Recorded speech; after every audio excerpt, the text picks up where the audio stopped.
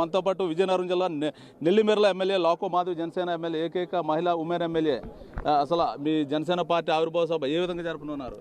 ఖచ్చితంగా నభూతో నభవిష్యతి అన్నట్టుగా జరుగుతుందండి ఆవిర్భావ సభ ఈసారి. ఎందుకంటే మీకు గుర్తుంటే 2 ఏళ్ల క్రితం ఖచ్చితంగా పవన్ కళ్యాణ్ గారు ఒకటే చెప్పారు, వైసీపీ రాదు, ఆంధ్ర రాష్ట్ర ప్రజల శ్రేయస్సు కోసం ప్రతి అడుగు వేస్తాం, వ్యూహాత్మకంగా ఉంటామని. ఖచ్చితంగా అలాగే ఎన్డీఏ కూటమి ప్రభుత్వం 2024లో జనసేన పార్టీ 100% స్ట్రైక్ రేట్తో ఈరోజు ముందుకొచ్చింది.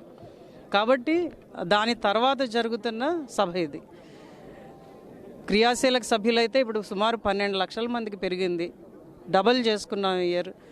ప్రతి చోట పవన్ కళ్యాణ్ గారిని ఒక నేషనల్ హీరో అన్న లెక్కను చూస్తున్నారు. ఇప్పుడు అతని రాష్ట్రానికే కాకుండా మొత్తం యావత్ ప్రపంచం కూడా అతన్ని ఒక క్రియాశీలక నాయకుడిగా చూస్తున్నారు. ఆంధ్ర రాష్ట్ర అభివృద్ధికి ఆయనైతేనే కరెక్ట్ నాయకుడని ప్రజలు కూడా ఈరోజు నమ్ముతున్నారు. కాబట్టి ఈ సభకి మేము అయితే ఎస్టిమేషన్ 10 లక్షలు వేసుకున్నాం, కానీ జరుగుతున్నది పిఠాపురంలో, ఆయన ఓన్ కాన్స్టిట్యున్సీ ఇది. అండ్ దెన్ ఆంధ్రప్రదేశ్కి నడిబొడ్డున ఉన్నది. కాబట్టి నేను ఖచ్చితంగా చెప్తున్నది ఏంటంటే చాలా ఎక్కువ మంది వస్తారు. అసలు స్థలం సరిపోదేమోనని కొంచెం భయంగా ఉన్నది. చాలా ఎక్కువ మంది తరలి వస్తారనడంలో ఎటువంటి అతిశయోక్తి లేదండి. అసలు ఇప్పుడు గత వేరు, గత ఆవిర్భావం, ఈ ఆవిర్భావ సభ వేరు. అంటే ఇప్పుడు మీరు విజయం పొందారు, విజయం సాధించారు. ఇప్పుడు క్యాడర్కి మీరు ఇంకేం చెప్పదలుచుకున్నారు? క్యాడర్ ఎప్పుడు జనసేన పార్టీకి క్యాడరే బలం అండి. క్యాడర్ ఎప్పుడు ఆయన అంటే చాలా అభిమానంతో ఉంటారు.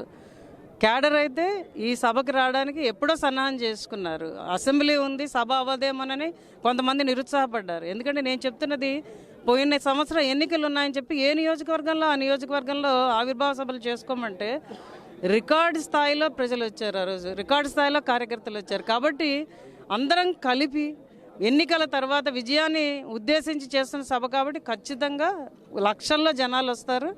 ఆయన సందేశం వినడానికి అందరూ రెడీ అవుతున్నాం.